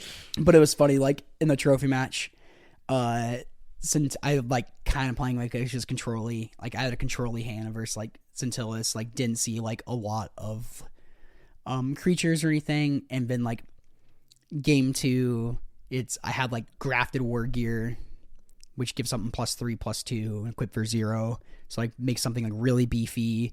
I had resolute reinforcement. I had like another random dinky creature, and then I played why can't I think of the curse, the green curse that whenever you attack. Predation. Yeah. And Scintillas is like, dude, this looks like a completely different deck. And I'm like, yeah. It was really funny. Pauper Cube. Man, I drafted like a Boros aggro deck on that day, and just like bad beats kind of day. Just like I also had got rolled. I didn't feel like my deck I was didn't get terrible. rolled. We have Sorry. many powerful friends. Yeah, but it was just like one game like I played against like Scintillas. I'm playing like 17 lands, 44 cards, something really goofy. Nice. Because some cool Because they're like, I playables. don't care, just Yeah. jam. Yeah, I like don't want to sick- think anymore. Yeah, I I just want to play I Magic. didn't want to cut any cards. And I've done that sometimes. so pretty good lands to spell ratio and stuff. And just like game 1, just had like 10, 11 lands and played. I'm like, cool. And game 2 just gets stuck on 2, and I just keep drawing 3 drops. And I'm like, like I kept like 2 lands, three 2 drops. I also watched you Fire Blast. That was against Devin. That was not okay. game. Sorry. Yeah, I that was I was like, I bad watched game. you lose to yourself. That was like I tried doing a little heads up thing that game against Devin, but so like then that game against Devin was funny. So that time I was just like, I should have won the Pro Tour. I should have won it. I got DQ'd from Cincinnati. I was gonna win that tournament, queuing me for the RC. I was gonna win the RC. I should have won the Pro Tour. Jesus. Shout out to Pro Tour runner-up who cried on Twitter about how they should have won the Pro Tour after they cheated on camera. It was very strange. What awful competitive Magic. And then the drama from this weekend. Can we? Oh my There God. needs. It kept. Sorry. Can I get a... It kept go. Like I kept checking. Like every hour, and then every hour there was more added. There's I'm more. like, Yeah, I'm like, we'll get, my God. We can get into it. We need We'll get something into it. between, oh, you cheated on coverage? Like, I guess we can't prove a 10 because what's the definition of intent? That's what cheating is. We got all these vague rules about cheating and intent. We need people, some difference between that and just straight up getting DQ'd or like a game law. Like, there's got to be something in between, like nothing to like severe. Here is my little bit on this, and this is on the back of what Garrison said in our Discord today. Is that they are Garrison, known judge, incredible judge, really great guy. Yes, he is just happens to be in our loves local Magic, cares about people's experiences. Correct, and puts a lot of time and effort into making sure that occurs. Mm-hmm. Also, just judges across the country, just for whatever event. Anyways, we're very lucky to have him in the local area. Very. But on the back of what he was saying today, it's like, the judge community is just like so in shambles. It's like awful. Like they have no supporting body. They have like obviously WotC doesn't back them because of whatever nonsense Wizards has come up with over the years to not want to back them. It's absolutely ridiculous. I cannot fathom a way that the two cannot work together in some capacity. No, because like how are large events supposed to work? Like Niles and Jerry talked about that on their new podcast. I think it's just on YouTube right now. It was like Niall and Jerry TEA. I saw that. And I was like, that's a beautifully enjoyed the executed episode. name. I did too. Y'all should go listen to it. It's I haven't listened to it yet, but I imagine it's very good. They made a really good point about, I can't remember which one of them said it, but since there is no how it used to be like in like the SCG heydays and stuff, like if you got in a fracture, it's like they kept track of this stuff. Like nobody knows that they're keeping track of this. So it's like it's the DCI. Yeah, with like the whole like Bert and Cheney thing, it's like, okay, you make all these tiny little mistakes, but weird how all of them are benefiting you. It's not like same thing with the Pro Tour guy, the second place runner up. It's like weird how like you didn't miss the make 2/1/1 triggers, but you missed the Lance token when they have a Sunspine Lynx in hand that you know about. Weird how you just immediately like untap lands after you draw a card. It's like you do all these things that like benefit you. So that's sketchy. And they used to keep track of this stuff. But now, like, since they don't do that, it's like we had to like move to like this witch hunt thing. Well, so not only that, it's also, yes, it's very hard to keep track of them because we've got rid of the DCI. Mm-hmm. It's also that the idea of competitive Magic has gotten way more casual in trying to give players like some benefit of the doubt. In most cases, in a lot of cases, yes, which in theory is good. In theory a good thing because they just want people to play to the best of their ability, and it can be very hard. Obviously, the game is not easy. The game is very difficult. So, like doing this round after round after round after round, mistakes are going to happen. Yeah. And obviously, the more you minimize the mistakes, the less that this is going to make a problem. We have all done something stupid after playing Magic for a while. Scott passed the turn to me one game. I go instep planes, and he looks at me, and I'm like, I'm so sorry. Like I was just like apologize. I was just like embarrassed. Yeah, it's like I broke. Anybody who knows me in our local area, one of my stories to tell is losing to a pack trigger. I've told that story a bunch. I'm not going to tell it on here, but one day that's not a thing people lose to anymore. People do not lose to pack triggers anymore. You can remember it turns later, and then somebody can put it on the stack. Like that is wild. Mm-hmm. Yes. This is that does not promote cleaner gameplay necessarily. That is like a lot of people like we refer to in our group as like bully leagues. Like when when people want to get better at doing something, we call them bully leagues. Like, why didn't you do this? You should do this. Being kind of almost like to the point of rude. I wouldn't say it's necessarily at the sole goal of getting better. It's just a different type of experience because that general thing is not good at getting better at Magic. But if you're I just need someone to just like yell at me and tell me what to do. If you're making mistakes, you're going to continue to make those mistakes unless it's very obvious to you. Yes. Like why you're making these mistakes. Yes. If you're specifically calling out mistakes, then yeah, absolutely. That's the idea. It's like you're making these mistakes like a pack trigger that would have been a mistake. But obviously, did I make that mistake the rest of the day? You better believe I didn't. Yeah, but yes, things have gotten more laxed, and with the more lax like judging policy compounded with the lack of WotC judge program working together, and just it's all a huge, gigantic mess. And to your point, part of the reason you lost to that pack trigger is because your opponent angle shot you into losing the pack trigger. They did. They rushed you through the beginning of. They rushed the end of their turn. Rushed you through the beginning of their whole turn and like knew that was exactly what was going to happen. They just rushed through to like with the off chance, knowing that one of their few shots in the game was for you to lose to yourself. Yes. And that is you can't rush through your opponent's upkeep though. Right. Well, that's yeah. But as someone like. I have seen a lot of Magic players put way too much stock in this game and attach themselves and their results way too much. I have done it myself in the past. Oh, yeah. I'm guilty. I've been guilty of that. At times. Yeah, towards me, not you. Sorry. No. Not me going. Oh yeah, you, Thomas. I mean, to myself I mean, too. it's okay. Yeah. Both are true.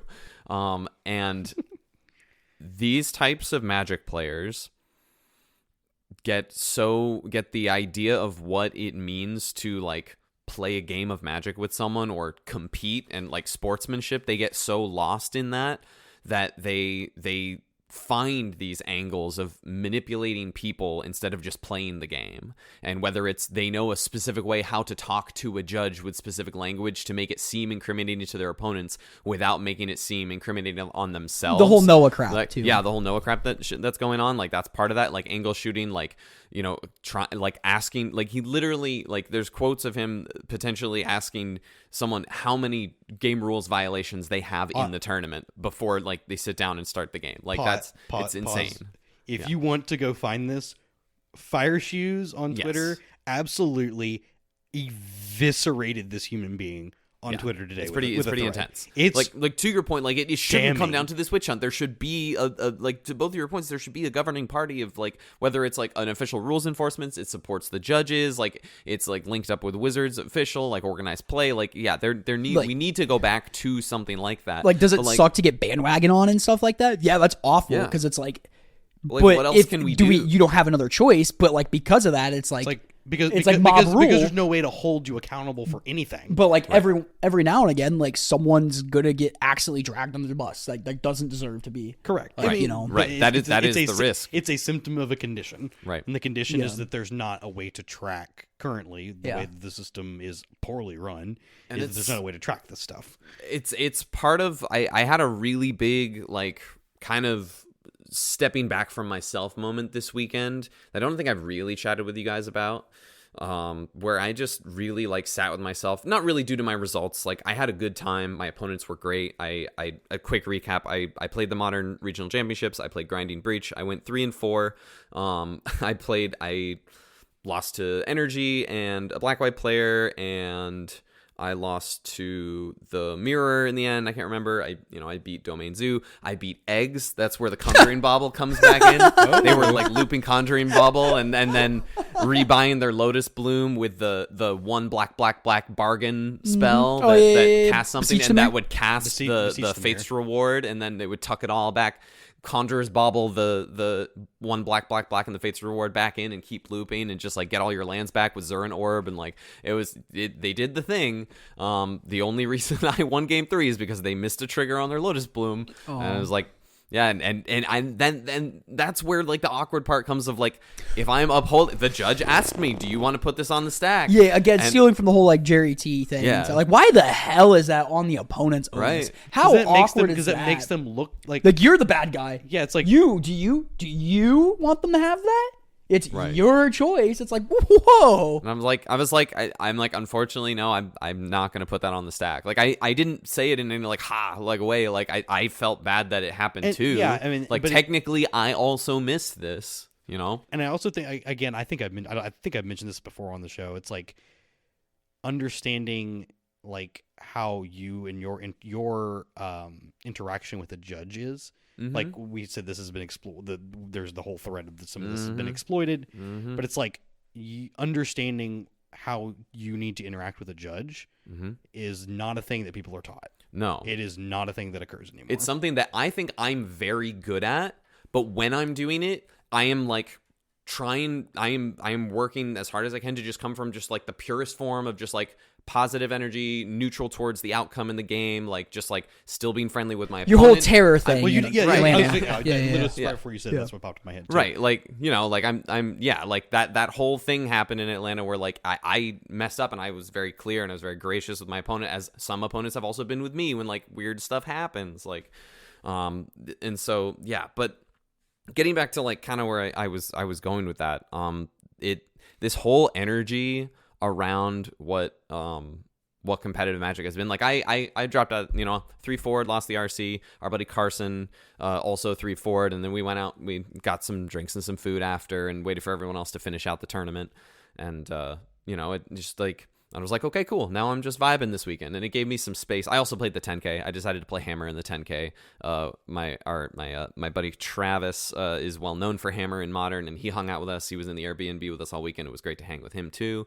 And also shout out to Ollie. I know Ollie's going to be listening to the pod now. Shout out to Ollie. Hung out with us in the beer bracket as well. We had some good hangs. But Travis was like, no, you like play Hammer with me. And he was like, I got you. And so I was like, okay, I guess I'll play the 10K. And so I like lost my first round and then won like 4 in a row. And then like at that point, every round, it's a 10 round 10K, and like they're probably just going to split top 8 and go home, but actually according to the results, they didn't split. According to the results, it looks like they played it out. I don't know where they played it out when the hall closed so late, but or not late enough. But anyway, at that point, if I like take my second loss before like round 8, like I looked at the results, I like would probably like bottom of top 16, top 32, and that's like 100, maybe $200 for like just like grueling through more like intense Magic the rest of the day against people who are taking this tournament way more seriously than I am. That was my thing in day 2 in Atlanta. Yeah, so I'm like, save yourself some mental fortitude. Exactly. I was like, after I lost round 1, I'm like, okay, well then every round from here on out is just is a good positive outcome. It's a win-win either way. If I win, cool, I'll keep playing. I'll bonk with Hammer. I'm having a good time. If I lose, sick, I'll go play Pauper, or I'll go play Cube, or I'll just like, we'll go get food. Like, you know, like that I really enjoyed sitting back into that mentality. And of course I take RCs very seriously. Like, I want to get back on the Pro Tour. I love competing. I love this game. I love that we have a crew of teammates, of friends that we all band together and we practice for this, and we support each other through. Like our buddy Rayton finished within the top 128 and got his requalification, got a little bit of prize money, and recent add to the group, Nathan queued for the PT. Yeah, like he finished 11-3-1. Crushed. He did queue for the PT. queued Austin for the told me he PT. didn't queue for the PT. 15th. Yeah. He got 15th place. Yeah, he was at the top tables all weekend. I don't. Austin told he me he didn't. 9-0'd Atlanta the day one. Like he's He a 11-3-1. Is that what you said? 11-3-1. Yeah. Okay. For someone. Crushed this weekend. Yeah. Austin told me he didn't queue for the PT. And I'm like, No, Jesus, he definitely did. I said, if you don't queue for the PT at 11-3-1, There were some people who did not. There was one person who didn't, because there was one pass down to there were 2 11-3-1s at 33rd and 34th, and there was one pass down. So there was one person who bubbled at 11-3-1, I think. I think I don't remember if this used to be this way. In old GP days, is that if your record was X, like if your record matched X person who did queue, like you that auto queued. That's cool. Yeah. Like, that's what it used to be. Yeah, it's like I think it should be the same, because that is some incredible feel bads. Yeah. It's like you literally have you played just as hard as the other person who did queue, and then you don't get a qualification. That feels I feel like there has to be a second pass down through there. I think I heard that there were 2, but someone said that there was one. But I think Garrison said that there's likely 2. So I think it worked out that way. But I agree. Pass down where someone who top 32 to earn a PT invite already had a PT invite, either through like a past PT or other bigger tournament. Like for instance, David Frischer, this young kid who was featured a bunch in the first draft of day 1 of the PT that just happened in Chicago, because they wanted to spotlight people who queued through the RC and through the Spotlight series in Atlanta early in coverage. So that's why Scott McNamara was like on coverage back-to-back rounds in Constructed, because he got second place in Atlanta. And then David Frischer ended up 3-0. He played against Javier and then someone else in the pod, and then Martin Yuza, and 3-0'd his very first draft at his very first PT. He's like 18 years old, like crushed it, and like is a very nice kid. And I've met him at a couple of SCGs here and there.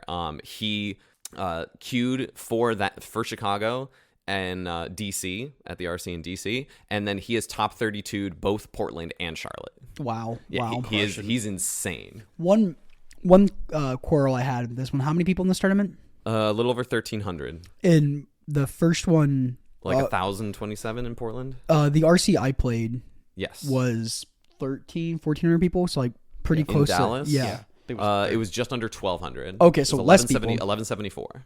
And yet top 64 queued back then. Top 48 queued. Top 48. Yep. Okay. Yes. Okay. The that only makes top sense then. 64 was this previous DC. Got you. That's what it was confusing. See, it changed a lot. Interesting. Right. Yeah, it's changing a lot. There's So, not like this there's- consistency. There's a lot of issues, and it's this sort of like it's. There can be frustration with like, oh man, if this was just like the old system, like if like I just like would have like I top 40 here and like didn't make the PT, but if I would like top 40 in Dallas, I would have made the PT. So like that's a little. I can see that being very frustrating. I think like say it's a changing system. Like they're trying to figure out what does and doesn't. Yeah, work. exactly. I think they're very well run. It's though, it's like for the most part. It stings to say it's like I just mentioned. Like if you got that same record as somebody who did qualify, and then you're the one who didn't. Like that makes you like not want to play. Yeah. Like that is a horrible feeling. And gotta feel awful. I don't even know what's top 32 prizing. Did you know, Thomas? Like what? Like if you top 30, I don't know. I mean, I know that top 128 was like a 125 all the way up to first place. It was like 20K. So it's like top 32 is probably like maybe a couple grand or something like that, something which is like okay, pretty reasonable prize. I won 2,500 for top 16 in Dallas in 23. Okay, so like it's pretty reasonable. Yeah. At least pays for your weekend at the very least. Yeah, that's I guess like I'm a little off competitive Magic now just because like post divorce it's like I don't have like a ton of extra spending money anymore. So it's like if I'm choosing between CubeCon, Cube Weekend with my friends, or like grinding in like these RCQs and RCs, it's like, well, I want to do like the friends things. And don't get me wrong, like the RCs always have like good hangs too. Like I always enjoy my time. Like I'll probably play in the Spotlight series when they're more open closer. and if it's like a format I like. But just with like, I haven't enjoyed Modern post MH3. Standard scares me with the 5-set format, and it's like Beans and Overlords not rotating until 2027. It's like, okay, well, that package is going to be legal forever and very, very good together. So that's not standard, I guess. I don't know. Like, that's weird for me. It's hard for me to grasp. It's like, okay, this is just going to be a feature of standard for 3 years. But that's an old feature of standard, though. I mean, that's like that style. That's kind of how standard worked that's for how a while. Standard has worked for a like long time. Energy was the best deck Like for a long multiple time. Adventures years. was the best deck for a long time. Like the control deck you played with Teferi, like that was the best deck for a reasonable amount of time. Vehicles was like the best deck for a long We time. like rotate for 2 years, so it was like every other, right? No, it was Some of these decks lasted, like Energy especially, because Kaladesh would stick in the middle for like a long time. Yeah. So it and sometimes it was around the time when they shifted up how they did standard too. So like Collected Company was in standard for a ridiculously long time for what the standard was because of how they kept it was in shifting standard how from they were like doing it. 2014 to like end of 17, 2016. But now that's like 2017. every set is like legal for 3 years, not just like No, the it's middle. true. We're getting And- used to what that means. But like we're about to see like Leyline Binding go, and it's so this type of deck is not going to have its best removal spell that pairs with Up the Beanstalk. Yeah, like it'll find know. ways like to replace it. That's like not mainly like just that deck. I don't have a problem I with that agree. deck at all. But Like every red deck just like has to play the mice basically. Like, Yes, there's there's nothing better there's no better red aggressive creatures. No. Someone top forward a Pioneer challenge with just what I thought was a standard deck.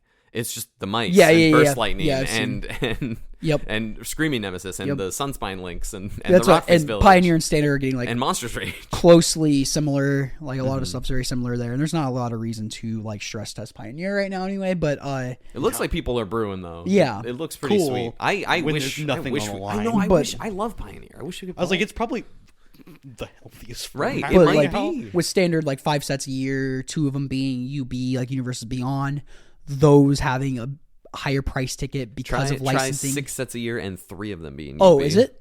Oh wow, that's way worse than I thought. Okay, so 6 sets a year, 3 of them being UB, and like that is gonna have a higher card price just because boxes are more expensive for like the licensing fees. So it's just like I don't want to keep up with that. So like that's asking a lot for like something just like for my sake. So I'm just like I will get my enjoyment out of Magic through Cube and Pauper. Yeah, I mean that's kind of like why I say I think I like invested in the one modern deck that I did because it's a deck that's like got a bunch of just good cards in it, and it's going to be minimum 2 years. I get at least 2 years with this thing. Oh yeah. Do you think you'll get 2 years play out of it? I think so. I think that's reasonable. Ketramose is really sick and really powerful. Ketramose, Overlord, these MH3 cards are all banger cards. Yeah. Like I'll at least get 2 years of this deck. Yeah. So like I think my like roundabout put a note in your calendar. $500 to $700 that I've Set an alarm. invested in the deck will be fine for about 2 years, which will you set a note in your calendar for me, and then like in 2 years we can. I'm not doubting. When we're you. sitting on the couch together, we're just like, who knows ding, where? ding, ding. Yeah, that'd be funny.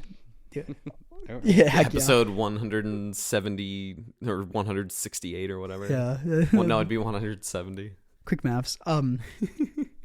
I feel like we're all like I'm all being doom and gloom because I was telling you guys before like, this. This is what I've been thinking about. Like the whole all day Sunday at the con and like the drive back with the boys. I was just thinking a lot to myself of like what does my relationship with competitive Magic look like right now? Like I just started a new job that has been, like it's a transition period for sure, getting used to being back into a full-time work schedule. I just had this big ramp up to this RC, and so I'm like feeling like not burnt out, but like I'm game for a little breather for a little bit. I'm not queued for the next set of RCs, and it's not even clear whether I'd be able to go because May is part of a like April, May, September, October are like busy season where like they've told me like those are blackout months for like PTO and stuff. Like it's going to be really busy, which is good because then I can like, bank overtime for like when it's slow over the holidays and stuff. But yay, the hellscape of capitalism. But like that's very real. Like this is what my life potentially looks like right now, and I need to think about what my priorities are. And on top of all of this, like where do I want to focus my energy on Magic? Like it's just sitting here right in front of me. Like it's the podcast. Like I already invest a ton of time into this podcast, and like I'm starting to get used to having to find editing windows around a full-time work schedule again, where I can't just take Wednesday off because I want to take Wednesdays off so I can sit down and record the pod in one go. It's different now. I work for someone else.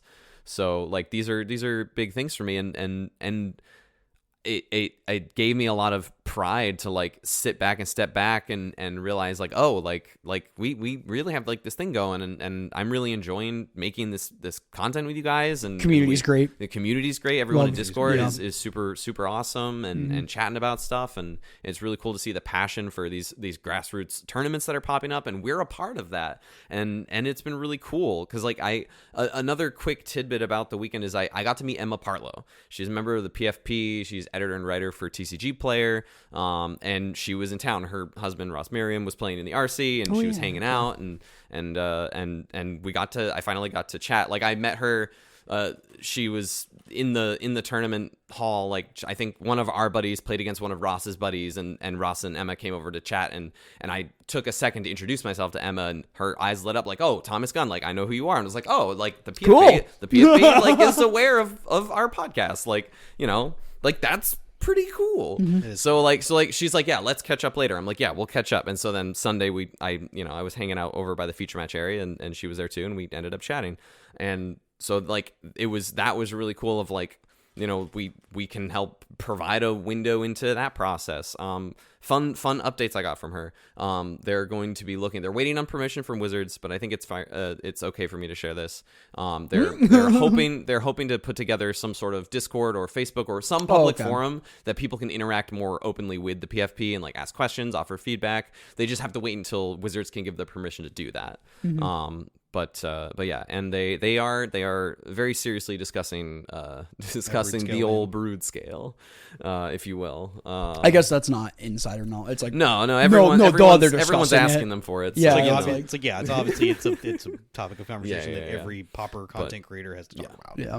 But like that was cool, and like being like telling multiple people like, all right, I'm gonna go put my content creator hat on, and I walked over and checked out how the Pauper event was going, and like just seeing how Carson was doing with Coldotha, and like, And that's just like so much more of a chill. And then playing the 10K just for fun with Hammer, it helped me really get back into, not that I think I was in an unhealthy way with competitive Magic, but I definitely need to look at more. It's not fun losing, right? And this energy it's not fun paying money and getting your kick. It's not fun, especially when it's also like there are just these groups of people that I think are just taking this way too seriously. Like, I love that we have like Team Tilt, but we're not like super structured. You have to do this by this way, and like with really kind of toxic subcultures that we hear about. Like this is quite the opposite. Right. This is very much the opposite. We're homies first. Like, that's the idea. And I have such a hard time being around that energy because I don't want to morph into that. So it like that kind of energy just kind of repulses me. And I was around so much of it. So it was so refreshing to me when my buddy Luke top 8'd the thing.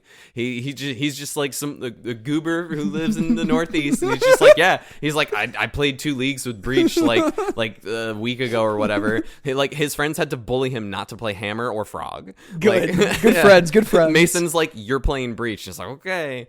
But no, like that was sick. Like, that's sick. Like, I was so excited. I cheered him on. Like, when he in those last couple rounds. Like, that was awesome. Hippo, what were you saying about the Discord? Yeah, I don't know. So you were saying something, but like that's the vibes I want. I don't want to.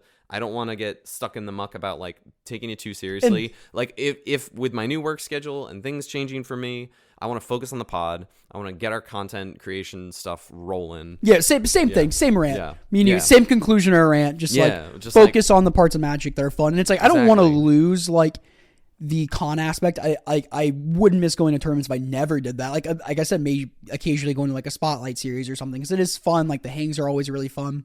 And it's like, we can do that with like CubeCon. We're going to get a big group for there this year. Mm-hmm. We do our own like Cube Weekend getaway thing. We actually just booked. Austin was talking about doing like a unified trios event with our friend group or something, like a unified Pauper event with our friend group would be super fun. Like, we have these team trio, but like that, the team trio thing isn't like a getaway weekend kind of thing. Like, the getaway weekends are fun.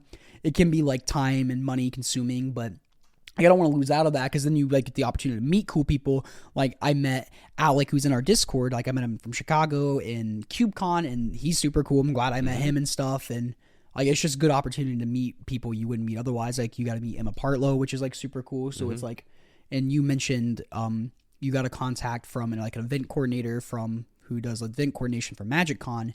So talking to them about doing some like us doing some form of Pauper panel or like a live show or something, some kind of Pauper content at like Atlanta would be fun. If like we got a small room that had like a panel in it, even would be fun. Like, where we can take like like we can have a little why Pauper for you or whatever, or just anything would be cool.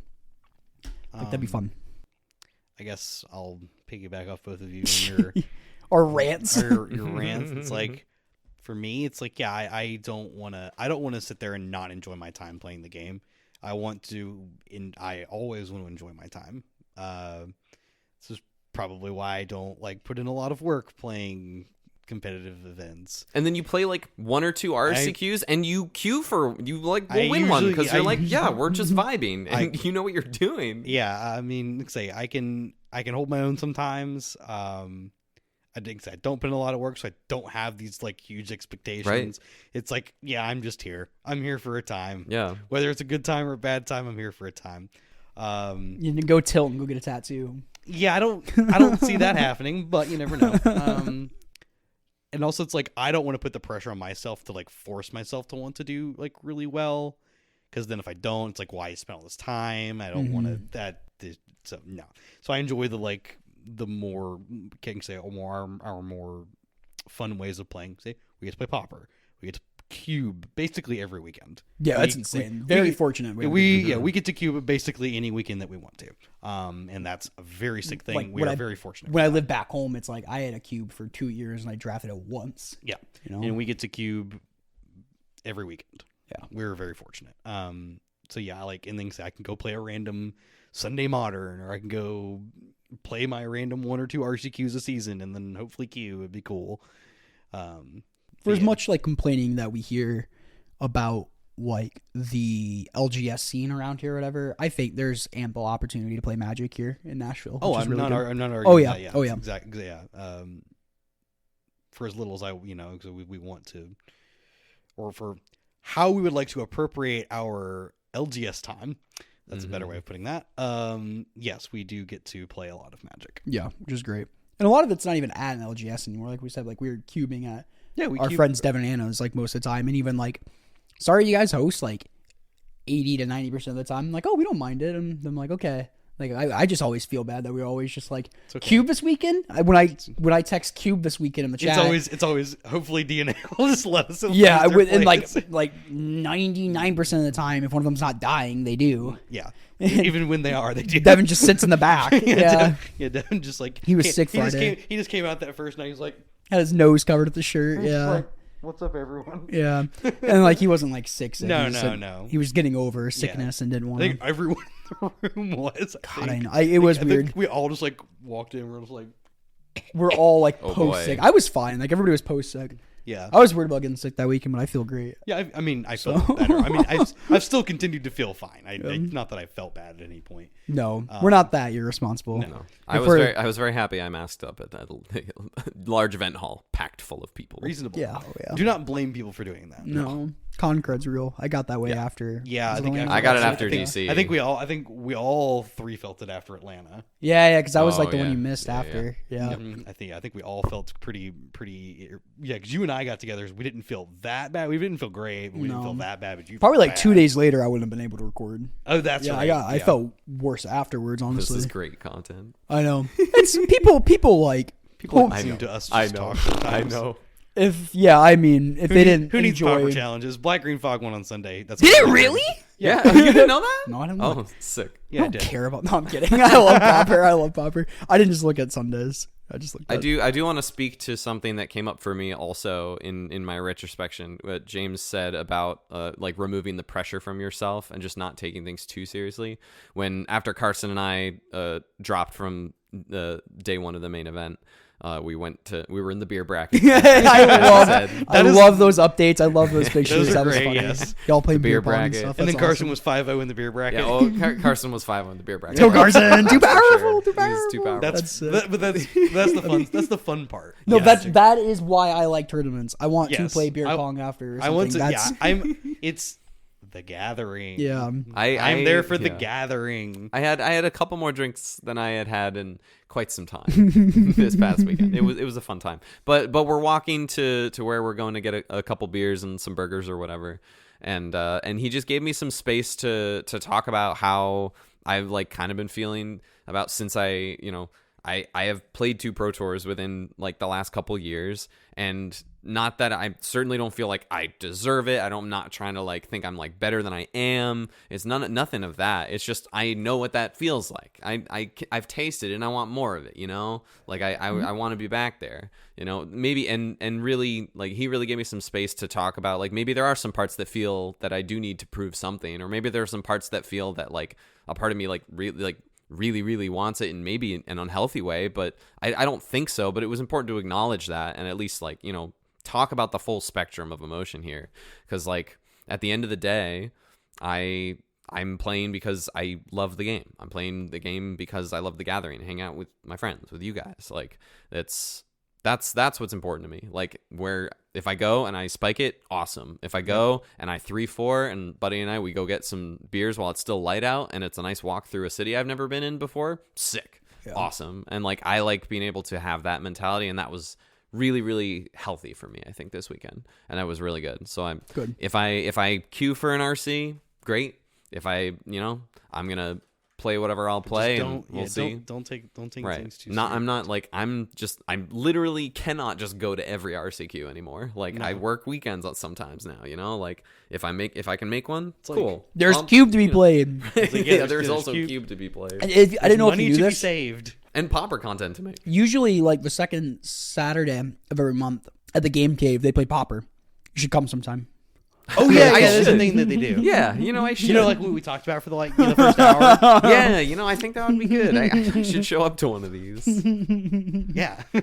When's pre-release for the April set? Does it God. screw us over this time? Probably. Yeah, I think so. Let me check. It's probably up already. It probably. Yeah, I think so. It's like their best-selling event. Another sad thing about 6 sets a year keeps cutting in the pre-release, keeps cutting into our Pauper. I know. Yeah, so we're just like getting like 6 actual monthlies a year, basically, which is just awful. Not enough. Hopefully, game night opens soon in Nashville area, or the game night JC store opens up soon, and then we can get them to do a weekly. Yeah. I think there was somebody who was Good news, everyone! The Dragonstorm pre-release is the first weekend Oh, of let's April. go! Let's go! Which means Pauper is on. Which actually means we actually get cards from that set God, for, it's for Pauper. April. It's the first We weekend of do. April. It's the first It's in weekend of April, which means 2 Dragonstorm weeks. sets are legal for I won't be the here. Winter Box. Wait, I won't be here. I'll be at the Spotlight series. The second weekend of Tilt? April? Oh, Oh, no! that's in like 3 weeks. Do you even play Pauper, James? Now you and I can make fun of him. You and I can do a tournament recap. We can be like, Hippo, do you even like no, this no, no, one? no. The joke is he doesn't play. The joke is Jacob Whitting has never seen him play Constructed. It's true. That is the It is joke. actually true. He's never seen me He play just, like, Constructed. He's a limited crusher. That's I really funny. I only play limited events in Cube. And That's Pauper. it. Huh? But Jacob doesn't. But he know doesn't that. ever see me play Pauper. He saw you at the first team trios. He had to. I don't think he did. I don't think he ever actually physically saw me playing a game. Because that was like right before like he kind of got fully immersed into our group too. Yeah. So yeah, So at this point, it's just a running joke that I never played. that's really Constructed. funny. That's coming up like really close. It's just in a month. That's like it feels like Aether Drift just came out too. Man, that's like because we have next 2 weekend. months, baby. That's how many weekends? That's only 3. 1, 2, Or 3. 4. Yeah, that's like 4 weeks. Yeah. Yeah, it's a month. Thomas, I catch you up of a date at the end of March. Ooh, no, I don't think so. Oh, This is, I guess, this is for the pod. I guess too now. Good luck editing this tomorrow. Oh, I'm so sorry. I'll stick this at the end. I don't care. I'm so sorry. Yeah, this has been a long one This is though. yeah, It's just been us hanging out and talking. I guess we didn't That's all see right. you for a weekend, so we all gotta. I'm gonna you know. edit some of it tonight too. I was like, I It's didn't see okay. you the weekend prior. Yeah, so no. yeah, exactly. So we all gotta catch up, hang Yeah. out. We're all vibing. So September of last year, I matched with this really cute girl from. I guess I shouldn't. From a different state. I'm from South Dakota originally. I matched with this cute girl from Iowa, and when I was back home visiting, I'm like, oh, this is cool. She likes karaoke. She likes the same music as I do. Knows the people that run karaoke. Would you want to do karaoke sometime? Yeah, sure, that'd be fun. Hey, I'm leaving tomorrow. I'll be back in December if you still want to do that. And she's like, yeah, cool. I'll wait for you. Come December, I'm in like a sorta kind of relationship exclusively, so I don't have like any of the dating apps, and so I go back home. I don't hit her up because I'm like kind of seeing somebody, and then like 3 weeks later, I kind of like break things off with this person anyway. And so I'm like, and just in retrospect, I was thinking, I'm like, man, that really sucks. Like she was really pretty. Even it's like, I'm not gonna pursue anything like super romantically with somebody who lives 7 states away from me, you know? So I'm like, that's just weird. But like, it would have been like really fun, just like vibe with someone, like same music and sing karaoke with them. So I just like hit them up again because it's like they're still like on like the dating app messages thing, like they're still there, like we never unadded each other. And I'm just like, hey, this is really random. Sorry I never hit you up. Deleted the apps for a little bit. Would you want to go? Like, I'll be home at the end of March. Would you want to go? Like have a karaoke date still? She's like, yeah, I'm down for Cute. that. And then I Cute. booked a plane ticket after that. So that was Cute. but the plane ticket back home's like $80 round trip. Oh, So it's like, Because you're 7 states away. yeah, You exactly. are Yeah. like, it's like maybe 3. Is it Iowa to or South To Dakota to Tennessee? Tennessee? Yeah, South Dakota? Tennessee. I mean, South Dakota's like 4. They're just huge states. Yeah. To be That's the fair, thing. yeah. They're very vast. The states United out here, States the is states the out, biggest and it's the biased. the states out here are very large. So I don't know. I'm really, really, really looking forward to that. So that's gonna be fun. Nice. Yeah. I don't think I dox anybody. No, you're good. I said a person lives in Iowa. state. Iowa. Yeah. Oh no! Who could it be? Yeah. Who could it be? Is it Fire Shoes? Fire Shoes lives in Is Iowa. it Fire Shoes? You're going on a date with Fire Shoes? That's adorable. That would be really cute. He was really wish. nice. I caught up with him. Yeah, he's very nice. Yeah, when he was playing the 5K. It's so funny. I didn't realize this, but years and years and years ago, he actually followed me first. That was weird. Nice. Same. I was like, Yeah. I don't know why. Nice. No Yeah. clue. And I was just like, I don't know. Follow back. He followed me after Sensi. Oh, Nice. that's cool. Yeah. Nice. So that was funny. Oh man. Magic. Any other The closing Gathering. thoughts? The Gathering is cracked. Just absolutely busted. Can confirm. It's about The Gathering. And, Yeah, I've been more about that for quite some time. Go get your fog on. Don't play Boggles. On. Don't play Boggles. Boggles he has says. been doing really well in the meta. It has. Mm-hmm. Yeah, it exploits a certain portion of the meta. It does. It's good. Just not for me. Yeah, that's fair. That's I fair. like to interact with the game. By Other than casting strapping fogs. pants onto a dude. Also, I for the first time I really looked at the Boggle art, Oh, yeah. like the art of It's the just Boggle, so Which silly one? looking. the correct one, Yeah. The original. the Yes. correct one. Yes. If anybody knows me, I love original arts for cards. Don't even care. The Mirrodin one or the whatever the what's Shadowmoor. this? Shadowmoor. Sh- Shadowmoor. I Shadowmoor. said Mirrodin. Imagine if I- it was an artifact. I just looked. I was like, Yeah. that's a lot of leg. That's a lot of pants to. You need a lot of pants to cover those legs. He's a Yeah. goof. That's why you gotta put so many auras on it. You gotta cover with all those Needs pants. pants. It's a goofy looking art. It is a goofy looking art, I like but it. it's very funny. All right, It's so slippery. that's all I've got. I wish Constant Miss was legal. Oh no, you don't. No, I don't. You're right, because then I get banned. I've played that in Commander I with did too. Titania. I did. Oh, I did play that. That's Titania sick. was a sick one funny. with that one. Thomas, any closing thoughts, Brad? Wrap it up. I thought you just asked me that, and I said the Gathering is cracked, Oh. and Yeah, we keep going go back get to your this. fog on. Hippo, any closing? it's just. A I think I loop. also It's said just the, a loop. I think I also said the Gathering is great. Infinite loop. No, you're continuing the loop. I have one more Wilderness Reclamation trigger. That's because it's like us untapping. We're on the end step and it keeps untapping. So I Oh, we keep had that doing new that. card that untaps in our upkeep, isn't it? Oh god. Or no, it's untap in the end step, but it's non-land permanents. That new enchantment. Oh, I know what you're From talking Aether about. Drift. Yeah. I don't know the card. You'll have to show me You later. you know the card because you're the one who pointed it out. Oh.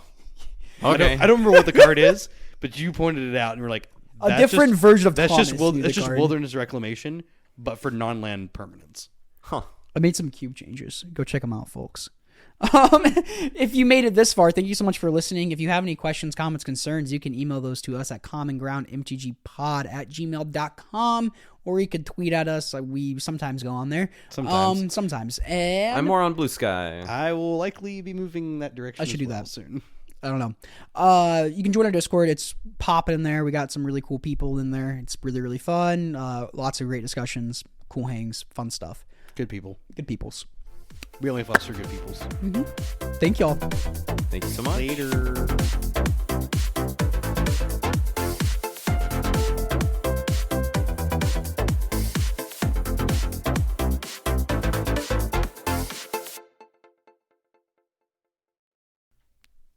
I hope you make it to your destination safely. Make sure you look both ways when you stop at a stop sign.